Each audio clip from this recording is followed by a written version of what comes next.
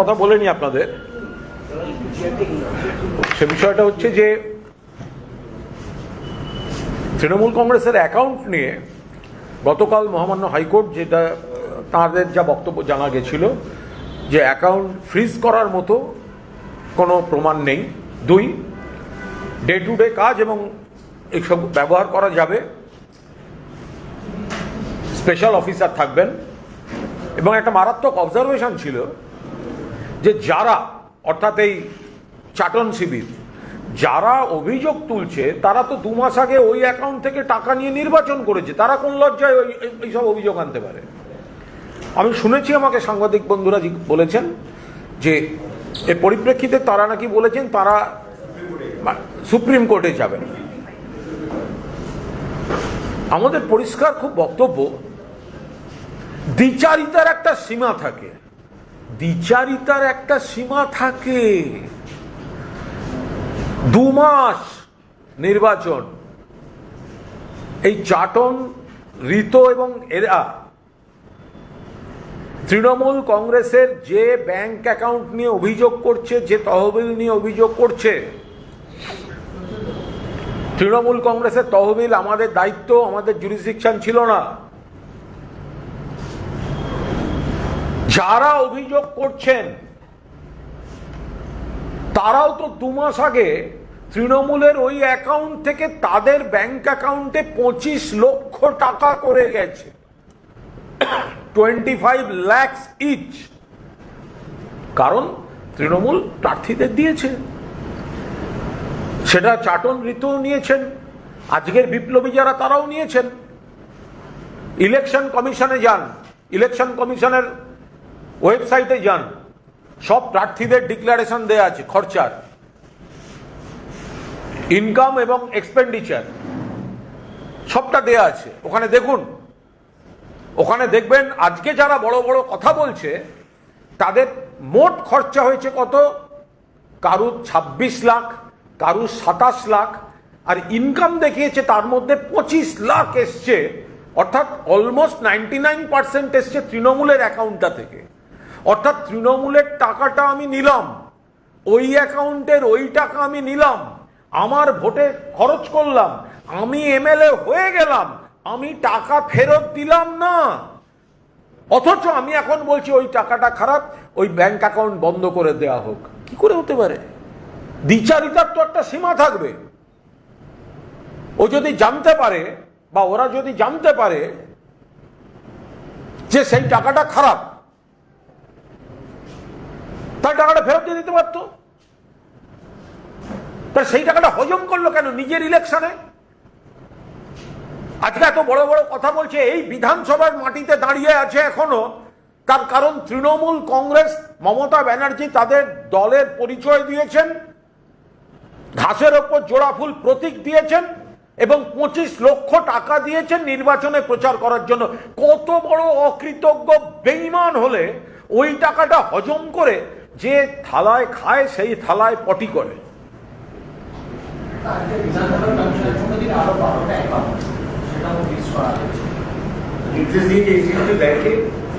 আমার উত্তর যদি নেওয়ার হয়, মাঝপথে যদি প্রশ্ন করো তোমার কি কি জ্ঞানের প্রশ্ন আছে আগে শুনে নি, তারপর আমি উত্তর ভাববো। বলে না তোমার কি কি প্রশ্ন আছে, তুই মাঝখানে ঢুকলে কেন?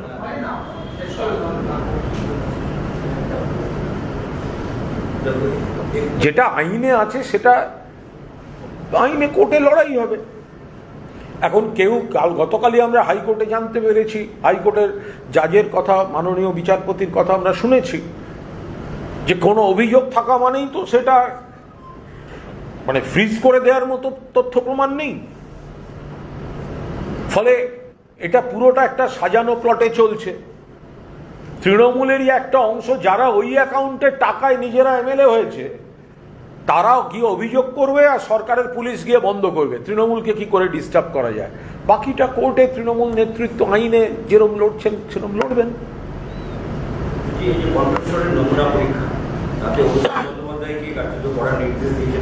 দেখুন, এটা হাইলি টেকনিক্যাল ম্যাটার, এটা যে কোনো ব্যক্তির যে কোনো বিষয় নিয়ে কোর্টে যেতে পারেন, হাইলি টেকনিক্যাল ম্যাটার, এর উপর দাঁড়িয়ে কোনো রাজনৈতিক মন্তব্য করবো না। আমি বলতে পারবো না, এগুলো গোটাটাই কোর্ট প্রসিডিংসের ব্যাপার, মানে কোর্টের বিষয়। এটার সঙ্গে রাজনীতির কি সম্পর্ক?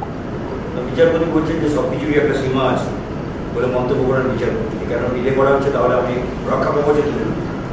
না না, এটা নানা রকম কারণ থাকে, সেটা তারা বলতে পারবেন কেন কি কারণ। যে কোনো ব্যক্তির কোর্টের কাছে বিচার চাওয়ার অধিকার রয়েছে, আবার কোর্টে তার আইনজীবীর সঙ্গে কোর্টের কি কথোপকথন হচ্ছে সেটা তাদের ব্যাপার, পুরোটা জানতে হবে।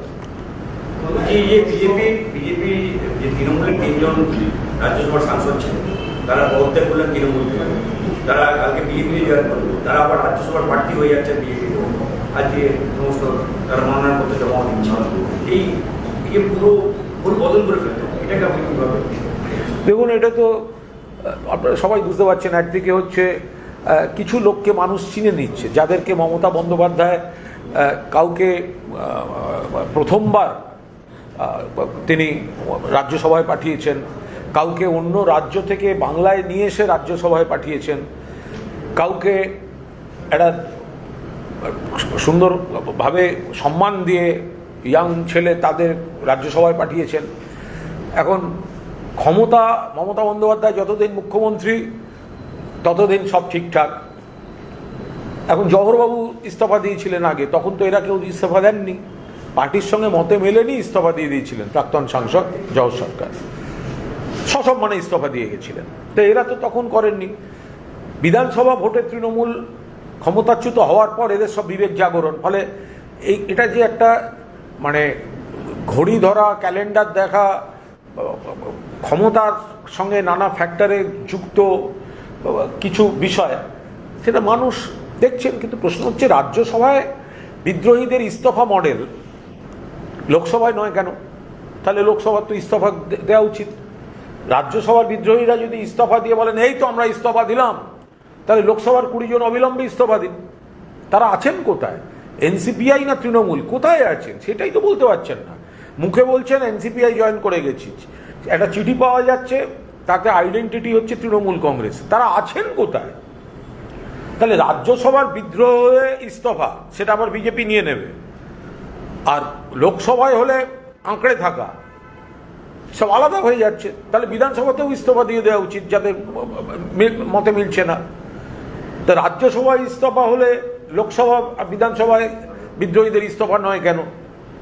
এটা মানুষ দেখবেন, বুঝতে পারবেন যে রাজ্যসভায় আবার বিজেপি জিতিয়ে আনছে বলে ইস্তফার বড় বড় কথা, আর লোকসভা বিধানসভা ইস্তফা দিলে আর ফিরে আসতে হবে না, সেই জন্য কোনো ক্রমে আঁকড়ে বসে থাকা। আর বাকি সমস্যাটা তো বিজেপির সমস্যা, আমাদের কি আছে? মানুষ দেখতে পাচ্ছেন, আমাদের কিছু লোক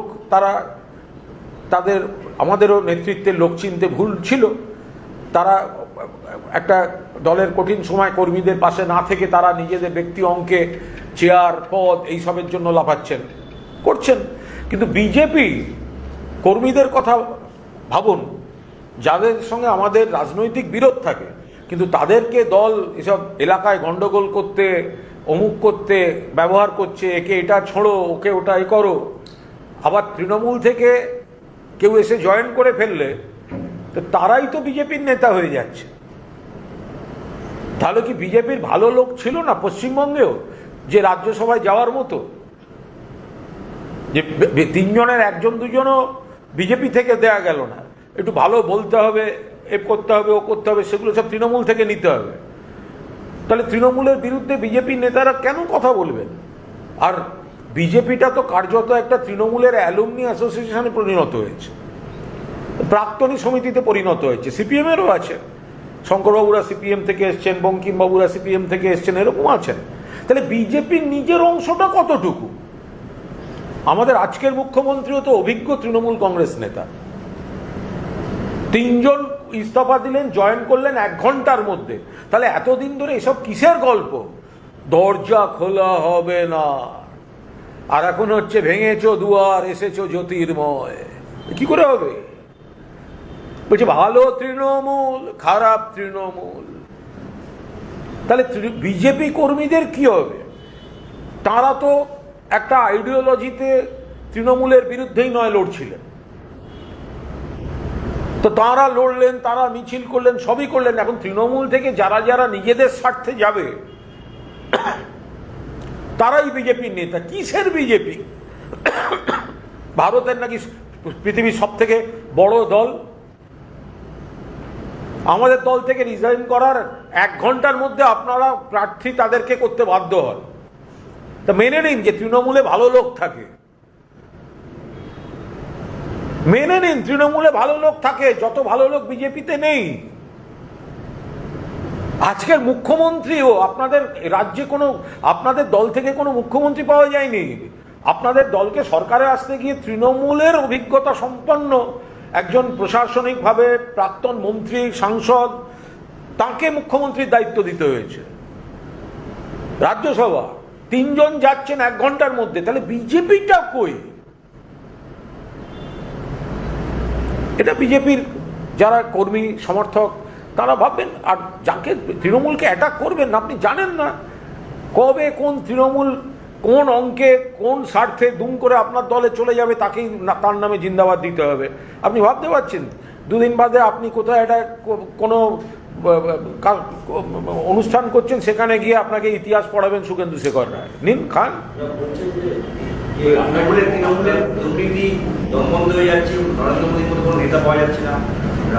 দমবন্ধটা যারা বলছেন তাদের শুধু বলুন টাইমিংটা। জহর সরকার তো যে সময়টা মতামত ভিন্ন হয়েছিল চলে গেছিলেন, তাকে তো কই অসম্মানিত হতে হয়নি।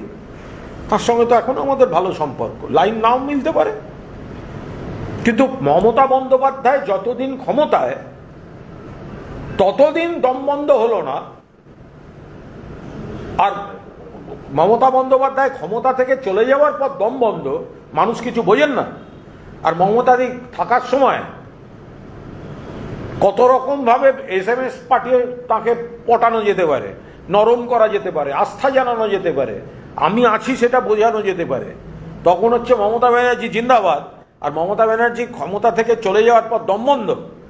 একসঙ্গে এতগুলো লোকের দমবন্ধ, আপনি ভাবতে পারছেন? করোনা তো একসঙ্গে এত এত হয়নি, আক্রান্ত হয়নি। এই বিদ্রোহী তৃণমূলগুলো একসঙ্গে যা দমবন্ধ দেখাচ্ছেন। আর রাজ্য সরকারের উচিত অবিলম্বে একটা শ্বাসকষ্টে স্পেশাল ওয়ার্ড কোনো হসপিটালে তৈরি করা। কারণ এখানে যত লোকের একসঙ্গে হঠাৎ কিছু MLA MP শ্বাসকষ্ট হচ্ছে একই সময়, তার জন্য একটা স্পেশাল ওয়ার্ড দরকার শ্বাসকষ্টের। রাজ্যসভার তৃণমূল সাংসদরা তারা বিজেপিতে জয়েন করে গিয়ে কষ্টটা দেখালেন, ইতিমধ্যেই NCPI তৈরি হয়েছে। এবার এখানে বিধানসভা তো আলাদা পরিষদীয় দল তৈরি করে ফেলেছে। এরাও কি ভবিষ্যতে বিজেপির দিকেই সঙ্গে মিশে যাওয়ার আশঙ্কা?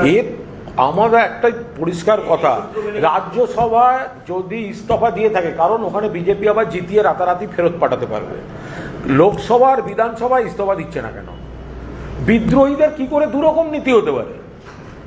বিদ্রোহীদের নীতি কি করে দুরকম হতে পারে? রাজ্যসভারা বলছে আমরা বড় বিদ্রোহী, ইস্তফা দিয়ে দিলাম, দেখো। তাহলে লোকসভা ইস্তফা দিচ্ছে না কেন? তাহলে বিধানসভা ইস্তফা দিচ্ছে না কেন? তার কারণ মানুষের দরবারে এলে আর একবার ফিরে যেতে হবে না, পলিটিক্যাল ক্যারিয়ার ফিনিশড। সেই কারণে তারা ইস্তফা দিচ্ছেন না। নানা রকম ভাবে রাষ্ট্রশক্তির অপব্যবহার করে এই দলের ছায়ায় ওই দলের অমুক এইসব করে তারা কোনোভাবে তাদের MP MLA পদগুলো রাখতে চাইছেন। একটা কথা যেটা বলছিলাম, যারা তো বিজেপিতে জয়েন করছেন, চালাচ্ছেন, আমি তো বলছি তো, বিজেপিটা তো অ্যালুমনি অ্যাসোসিয়েশন অফ তৃণমূল কংগ্রেসে পরিণত হয়েছে, এবং ছাত্র তৈরি হয় না ওখানে। ওদের সঙ্গে লোক নেই, ওদের সঙ্গে উপযুক্ত বা যোগ্য লোক নিশ্চয়ই নেই। নইলে 3 জন তৃণমূল থেকে গিয়ে সঙ্গে সঙ্গে কি করে তাদেরকে 1 ঘন্টার মধ্যে আবার নমিনেশন দিয়ে দিতে অ্যানাউন্স হতে পারে? তার মানে ওদের সেরকম লোকজন তৈরি নেই। ফলে এই যারা এখন কাউন্সিলর থেকে আরম্ভ করে জেলার নেতা, যাদেরকে কিছু অংশকে কর্মীরা মমতাদির সঙ্গে আছেন, মানুষ মমতাদির সঙ্গে আছেন, কিন্তু যারা একটু এই পদ টদ দেখতে চাইছেন, তো তারা মনে করছেন যে ওদিকে গেলে, আর বিজেপিকেও সেইগুলোকে সমস্ত। আচ্ছা আপনি বলুন তো, বাজেটে নানা রকম দেখলাম যে নিরাপত্তায় এই বাহিনী তৈরি হয়েছে, ওই বাহিনী তৈরি হয়েছে, সেই বাহিনী তৈরি হচ্ছে। বেইমান সুরক্ষা বাহিনী একটা তৈরি হয়েছে, আপনারা খেয়াল করেছেন? পুলিশের যে কটা বেইমানি করছে তাদের জন্য কটা পুলিশ নিযুক্ত হয়েছে, খোঁজ নিন তো। বেইমান সুরক্ষা বাহিনী, বেইমানি করলেই 3টে পুলিশ 4টে পুলিশ বাড়তি দিয়ে দিচ্ছে। এই যে বেইমান সুরক্ষা বাহিনী রাজ্য পুলিশে তৈরি হয়েছে, তা এগুলো তো সব দেখা। একটা সময় আমার নিরাপত্তা ছিল, কোর্ট দিয়েছিল, কোর্ট তো নতুন সরকার কোর্টে সেটা রাখেননি, এখন যেটা এমএলএ হিসেবে যেটুকু সেটা। কিন্তু এক্ষুনি যদি বেইমানি ওই রাস্তায় নাম লিখিয়ে ফেলি, তাহলে কিন্তু বেইমানি সুরক্ষা বাহিনী জিজ্ঞাসা করুন যে যারা বেইমানি করে যাচ্ছে তাদের বাড়তি নজরদারি এবং চাপ সৃষ্টির জন্য তাদের কিছু করা হচ্ছে কিনা জিজ্ঞাসা করুন তাদের। দাদা, আজও আগামীকাল নতুন তৃণমূলের কর্মসমিতির বৈঠক এবং শোনা যাচ্ছে যে জলপদাতে সেখানে নতুন সমস্ত কমিটি তৈরি হবে, রাজ্য সভাপতি সেখানে স্থির হবে এবং বিভিন্ন কমিটি যারা প্রধান খুব বড় বড় মলে যাবেন, দেখবেন কিছু কাঠের পুতুল দাঁড়িয়ে আছে, তাদের জামা কাপড়গুলো আসল, কিন্তু লোকগুলো হচ্ছে পুতুল, প্রাণহীন। এই চাটন তৃণমূল যেটা হয়েছে তাদের হচ্ছে ওই হাল। একটা ঝকঝকে মল, কয়েকটা দামি কাপড় জামা পরে কয়েকটা পুতুল রাখা আছে, মানুষ আর কর্মীরা মমতা ব্যানার্জির সঙ্গে, আর কিছু লোক নানা কারণে, কয়েকজন ব্যক্তিগত কারণে, কয়েকজন চাপে পড়ে তারা ওদের সঙ্গে থাকতে বাধ্য হচ্ছেন। এই তো তাদের গোটা বিষয়টাই, তার সঙ্গে বাস্তবের কোনো সম্পর্ক নেই। যাদের 2 মাস আগে ভোটে জিততে গেলে মমতা ব্যানার্জি, অভিষেক ব্যানার্জির সই করার সিম্বল লাগে, তৃণমূলের অ্যাকাউন্ট থেকে 25 লক্ষ করে টাকা লাগে, তারা 2 মাসের মধ্যে হঠাৎ আসল তৃণমূল হয়ে গেল। ক্ষমতা থাকলে একবার রাজ্যসভার মতো একটা ইস্তফা দিয়ে একবার জিতে এসে দেখুক না কত ধানে কত চাল।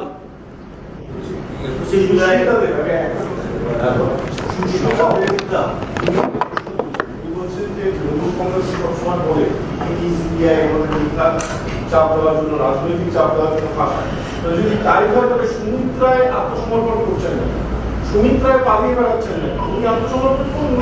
সুস্মিতা দেবের সঙ্গে আমার ভালো সম্পর্ক, আমি খারাপ কথা বলতে চাই না, আমি অকারণ রাজনৈতিক তরজায় জড়াতে চাই না।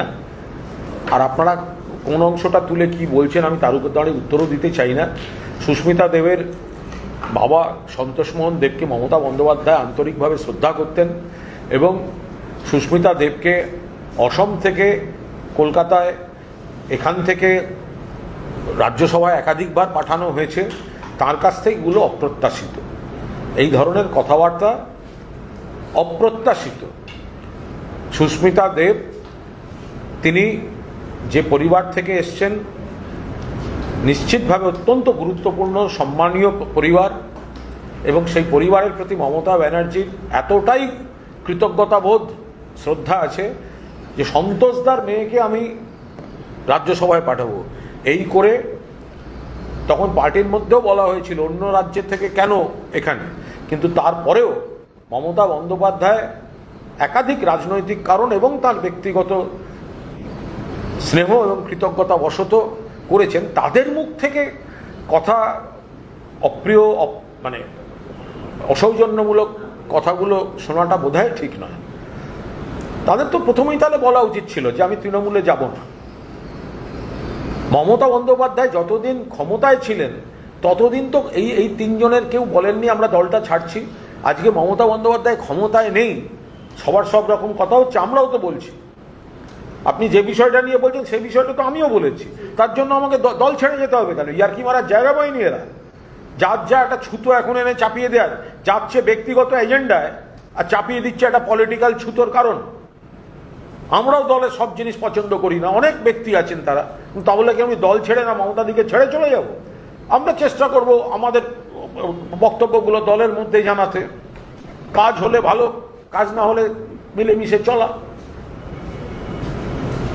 তিনি বলছেন এত করাপশন সেটা জানতো না, সুস্মিতা দেবের কথা যে এত করাপশন তিনি যেটা জানতেন। দেখুন, এখন যে দলে জয়েন করেছেন সেই দলে করাপশন আছে সেটা এখন জানেন নাকি সেটা আবার পরে জানবেন? বিজেপিতে যোগ দিয়ে যারা বলছেন যে আগের যে দলে ছিলেন তার করাপশন জানতেন না, তো বিজেপিতে যে করাপ্টেড লোকেরা জয়েন করেছে সেটা তারা জানেন তো। যে বিজেপি সারা ভারতবর্ষে যাদের বিরুদ্ধে সিবিআই ইডি ভিডিও ফুটেজ দেখিয়ে বেরিয়েছিল সেগুলো সব এখন বিজেপির বড় বড় পদে আছে, সেগুলো জানেন? সুস্মিতা দেব ওনার রাজ্যের বিজেপির বিরুদ্ধে কি কি বলেছেন সেইগুলো সুস্মিতা দেবের মনে আছে না ভুলে গেছেন? আমি সুস্মিতা দেবকে কোনো ব্যক্তিগত আক্রমণ করতে চাই না, আমার সঙ্গে ওর ব্যক্তিগত সুসম্পর্ক। গেছেন সবাই বোঝে কেন গেছেন, কেন অকারণ মানে মানে চলতি কিছু প্রবাদ ডেকে আনছেন বলতে বাধ্য হব।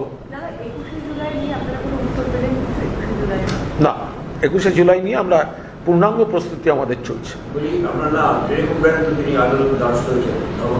ও তো আইনে আমরা ল অ্যাবাইডিং সিটিজেন, যদি আমাদেরকে আইনে আমরা যা করছি আমরা আইন মাফিক চাইছি, এবার যদি আইনে তারা কোনো বাধা দেন বা জটিলতা তৈরি করেন সেই অনুযায়ী নেত্রী যা সিদ্ধান্ত নেবার, তার কারণ হচ্ছে 21শে July 1993 no I card no vote, এটা তো পুরো দস্তুর মানুষের স্বার্থে, দেশের মানুষের স্বার্থে মমতা বন্দ্যোপাধ্যায় করেছিলেন, বাংলার মানুষের অধিকার রক্ষার জন্য সিপিএম গণহত্যা করেছিল। সেই শহীদ তর্পণ বারবার ঘটনাস্থলেই হয়, তো ফলে সেইখানে শহীদ তর্পণের জন্যই তো আমরা আবেদন করব। অনেকেই মনে করছেন যে 21শে জুলাইয়ের পরে এনসিপিআই পার্টিটা বিজেপির সঙ্গে মিশছে, বলতে হবে যারা সাংসদ এনসিপিআইতে গেছেন তারা কোথায় আছেন কি করছেন কেউ যায় না। তো আচ্ছা, সাংসদরা মিশে গেলে কি হবে? তাহলে এই লোকগুলো বিজেপিতে চলে যাবে, তাহলে ওই এলাকার বিজেপির নেতা কর্মীরা তারা তো এদের বিরুদ্ধেই লড়েছিলেন। তৃণমূলের কথা পরে ভাববেন, আমরা তো বলছি বেঈমানদের বিরুদ্ধে আমাদের কর্মীরা, আমরা মানুষের রায় নিয়ে লড়ব। আপনি বিজেপির ভাবুন তো, সারা বিভিন্ন জায়গায় সারা বিজেপিটার মধ্যে যে একটা যন্ত্রণা তৈরি হচ্ছে, যে যাদের বিরুদ্ধে লড়লাম, মানুষকে বলতে গেলাম বা আমরা কিছু করলাম, তাদের নেতারাই এসে আমাদের নেতৃত্বের জায়গায় বসে যাচ্ছে। তো এটা তো বিজেপির সমস্যা, আমাদের কোনো সমস্যা নেই। আমরা নেতা ভিত্তিক দল নই, আমরা মমতা বন্দ্যোপাধ্যায়ের দল, মানুষ এবং মমতা ব্যানার্জি। কর্মীরা আছেন, মানুষ আছেন, মমতা ব্যানার্জি আছেন। কিন্তু যারা এই নেতাগুলো যদি গিয়ে বিভিন্ন কেন্দ্রে গিয়ে তারা ওখানে গিয়ে বিজেপি সাজতে বসে, তাহলে বিজেপির নেতা কর্মীরা কি করবেন সেটা বিজেপির নেতা কর্মীরা ভাববেন। বিজেপি রাজ্য সভাপতি বলেছিলেন যে তৃণমূলের কাউকে নেওয়া হবে না, দরজা বন্ধ। হ্যাঁ হ্যাঁ, এবং সেই সঙ্গে সবাই দিচ্ছেন যে এরা কেউ শিক্ষা এটা কোনো কাজের কথা হলো না। নিজে তুলে দিচ্ছেন। বিজেপিরা বুঝতে পারছে যে বিজেপিতে নেতৃত্ব দেয়া বা বিজেপিতে ভালো লোক কম পড়েছে, সেই জন্য তৃণমূল থেকে বিজেপিদের লোক নিতে হচ্ছে। বিজেপিতে রাজ্যসভায় ভালো ক্যান্ডিডেট নেই, সেই জন্য তৃণমূলের লোকদেরই আবার নমিনেশন দিতে হয়েছে। বিজেপি বুঝতে পারছে যে তাদের অমুক অমুক জায়গায় অমুক অমুক লোক দরকার, সেই জায়গায় দাঁড়িয়ে তারা তৃণমূল থেকে লোক ভাঙাতে চাইছে। অর্থাৎ বিজেপি তাদের নিজস্ব স্কুল থেকে কিন্তু দক্ষ বেরোচ্ছে না। আমরা কি দেখছি বিধানসভাতে বা ইত্যাদি, মুখ্যমন্ত্রী অভিজ্ঞ, কিন্তু অভিজ্ঞতাটা মূলত তৃণমূলের সাংসদ মন্ত্রী দক্ষ, মানে সেই দীর্ঘদিন কাজ করার একটা অভিজ্ঞতা। শঙ্কর ঘোষ সিপিএম করে এসছেন, মানে এরকম আরো অনেক আছেন, অনেকে আছেন। ফলে বিজেপিকে পুরোদস্তুর এখন কম, মানে তৃণমূল কোথাও এই কোথাও ওই, সারা দেশে দেখুন কতজনকে ভাঙিয়ে আনতে হচ্ছে। অর্থাৎ বিজেপিতে প্রবল ঘাটতি চলছে, ভালো নেতা যোগ্য নেতা এগুলো বিজেপিতে নেই। সেই জন্যই তো তৃণমূল মানে ভালো, মানে তৃণমূলের ভালোগুলোকে নিতে, মানে তৃণমূলের থেকে নিতে হচ্ছে, নইলে তো ওদের তো ভালোর কোনো, ওদের ভালো নেই বলেই তো তৃণমূল থেকে নিতে হচ্ছে। তৃণমূলের নেতা মানেই অভিজ্ঞ, তৃণমূলের নেতা মানে সুবক্তা, তো সেই জন্যই তো নিতে হচ্ছে। দুদিন আগে বললেন দরজা বন্ধ, আবার নিজেই খুলছেন, পতাকা দিচ্ছেন, কি করে হতে পারে? আর এক একজনের ট্র্যাক রেকর্ড দেখেছেন, কতগুলো করে দল করেছে, কতগুলো করে দল করেছে। শুরু একটা দলে, তারপরে আর একটা দল, আবার সেটা উঠে গিয়ে ফিরে আসা, তারপর আবার একটা নতুন দল, আবার সেখান থেকে বিজেপি, মানে এক একজন প্রায়, মানে যে বয়সে গিয়ে আমরা চাই সবাই দীর্ঘ বয়স হোক, মানে সবাই সুস্থ থাকুন, কিন্তু যে বয়সে গিয়ে লোকে অবসরের কথা ভাবে, বিশ্রামের কথা ভাবে, সেই বয়সেও দলত্যাগ করে নতুন আরো দাও, আরো দাও, আরো চাই, আরো চাই, নানা আন্তর্জাতিক সব ব্যাপার। এখন তাদের শ্রদ্ধা ভক্তি করি বলে কিছু রুচিতে লেগে যাচ্ছে দুমদাম করে বলা। নিউ ব্যারাকপুর কলেজ থেকে এডিসি কলেজ, সেখান থেকে ইন্ডিয়ান রুম থেকে মদের বোতল সহ অন্যান্য লেক টাউনের একটা বালিকা নির্যাতনটার কিছু জানেন? সেগুলো একটু খোঁজ নিন। গত কদিনে কটা এই ধরনের ঘটনা ঘটেছে সেটা একটু খেয়াল করেছেন? যা যা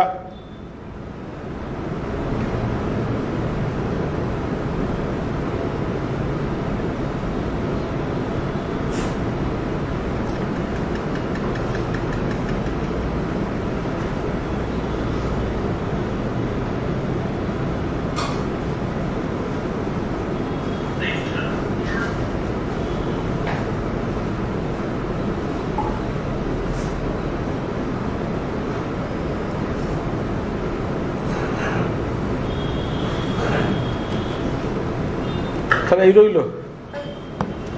আর যা যা বলে শেষ করলেন না, কোনটা? যা যা বলে শেষ করলেন না। না, একের পর এক ঘটনা ঘটছে, নারী নির্যাতন, এই ধরনের পরপর ঘটনা ঘটছে, এগুলো দুর্ভাগ্যজনক, এবং বিভিন্ন জায়গা থেকে যে অভিযোগগুলো আসছে সেগুলো নিশ্চিতভাবে খতিয়ে দেখা।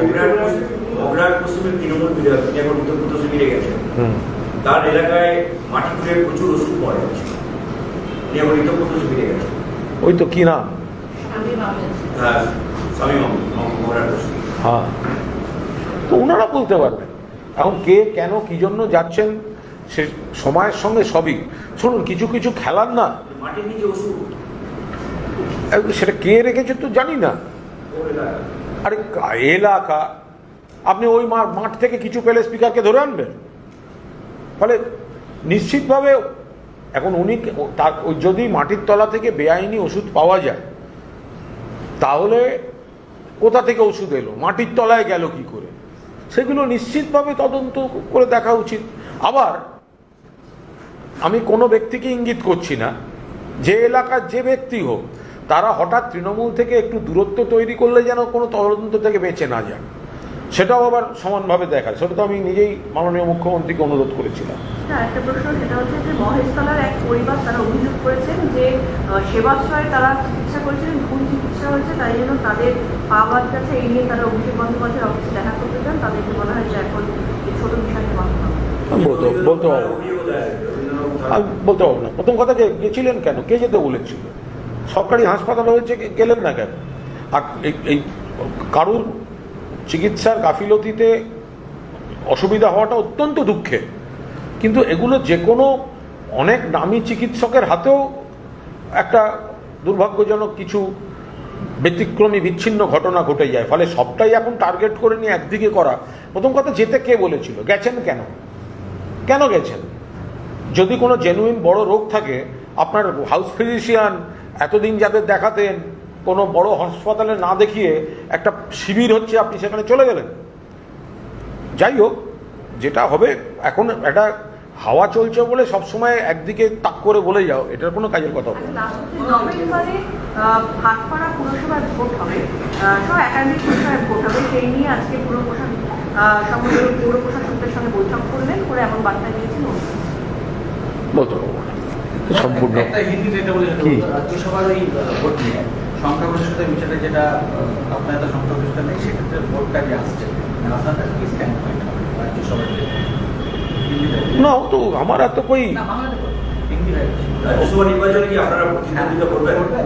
না, কেন প্রতিদ্বন্দ্বিতা আমরা করবো কেন? যে পদ্ধতিতে ভোটটা হয়েছে সেই পদ্ধতিতেও সংখ্যা তথ্যে ব্যাপারটা আসছে না। এবং আপনারা যদি দেখেন, এই যে বিজ্ঞপ্তিটি জারি হয়েছে, ভালো করে পড়লে দেখবেন যে কত কৌশলে তিনটি ক্যান্ডিডেটকে আলাদাভাবে বের করে নিয়ে যাওয়ার জন্য এই এবারের প্রস্তুতিটা নির্বাচন কমিশন বিজেপিকে সুরক্ষিত রাখার জন্য করেছে। ফলে এইটুকু বুঝতে হবে, তার মানে যে কায়দায় এটা হচ্ছে, এটা ঠিক যে আমরা সংখ্যায় নেই সেই কারণে আমরা অকারণের মধ্যে ঢুকছি না। উল্টো দিকে এবারের এই সার্কুলারটা বুঝিয়ে দিল, বিজ্ঞপ্তিটা বুঝিয়ে দিল যে ওনারাও ভয়ে আছেন যে একটু ব্রড বেসড একটা যদি ভোটাভুটি হয়ে যায়, হ্যাঁ, সিক্রেট ব্যালট একটা হয়ে যায়, তাহলে কিন্তু অনেক অঘটন এবারের এই বিধানসভায় অপেক্ষা করবে। Thank you.